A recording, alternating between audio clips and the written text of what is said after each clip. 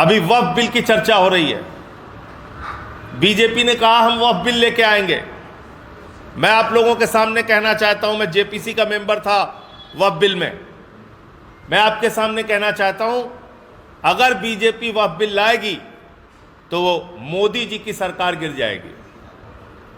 अगर बीजेपी वक्फ बिल लेके आएगी तो मोदी सरकार गिर जाएगी, क्योंकि चंद्रबाबू नायडू ने, नीतीश कुमार ने, चिराग पासवान ने, जयंत चौधरी जी ने, सब ने मिलके अल्टीमेटम दे दिया है। और क्यों दिया है? क्योंकि इनकी जमीन अपनी खिसकने लगी है। इनको लगने लगा है कि हमारा जनाधार खिसक जाएगा। वो चाहे नायडू जी हो, चाहे नीतीश जी हो, चाहे चिराग जी हो, चाहे जयंत जी हो, इनको सबको लगने लगा है कि हमारा तो मामला गड़बड़ हो जाएगा। इसलिए ये वक्फ बिल अगर मोदी सरकार लेके आई तो मोदी की सरकार गिर जाएगी। उनसे ये सारे लोग समर्थन वापस लेंगे, ये मैं कहना चाहता हूं।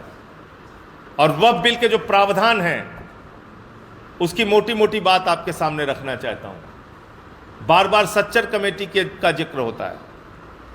कहा जाता है कि सच्चर कमेटी की रिपोर्ट में लिखा है कि अगर वक्फ की संपत्तियों का सही सदुपयोग हो तो 12,000 करोड़ की आमदनी हो सकती है। तो मैंने कहा इसमें ज़्यादा मेहनत करने की ज़रूरत नहीं। एक नीरव मोदी को पकड़ के लाओ, 20,000 करोड़ वसूलो उससे, 12,000 करोड़ वक्फ को दे दो, 8,000 करोड़ रुपए अपने पास रखो। और आमदनी कैसे हो सकती है? वक्फ की जमीनों में मस्जिदें हैं, तो क्या ईसा की नमाज के लिए, जोहर की नमाज के लिए, मगरिब की नमाज के लिए टिकट लगाया जाएगा मस्जिदों में?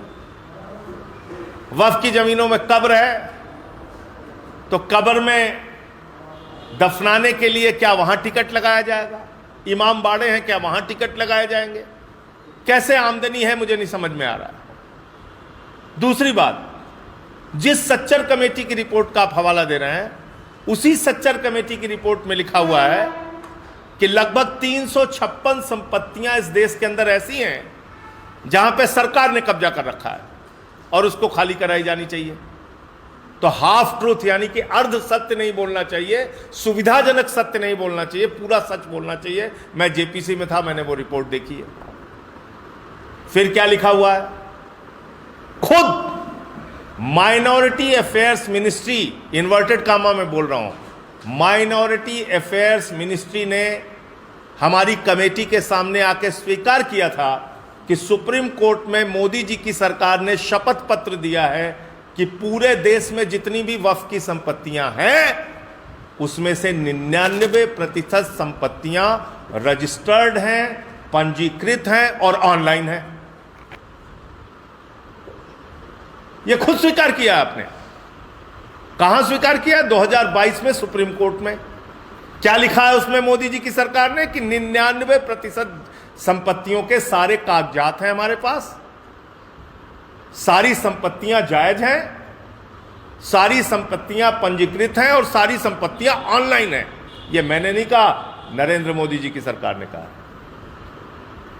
तो फिर क्यों झूठ बोलते हो कि वक्फ की संपत्तियों का हम उसको रेगुलेट करेंगे, उसको बहुत सही? अरे आप तो कह रहे हो कि 99% आप रेगुलेट कर चुके हो, आपके पास सारे कागज हैं, आप पंजीकृत कर चुके हो, आप ऑनलाइन कर चुके हो, आप उसका सर्वे कर चुके हो।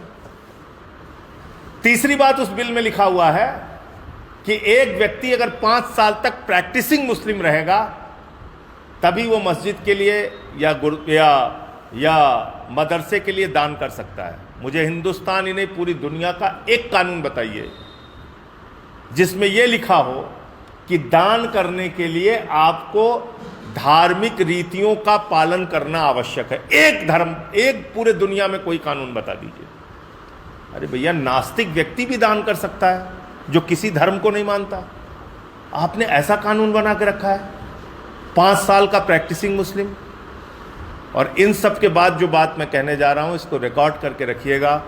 ये वो पार्टी है जिसने डिफेंस की जमीन प्रधानमंत्री के दोस्त को दे दिया अयोध्या के अंदर। ये वो पार्टी है जिसने राम मंदिर के चंदे में घोटाला किया और 2 करोड़ की जमीन 18.5 करोड़ में 5 मिनट के अंदर खरीदा। और घोटाला करने का काम किया।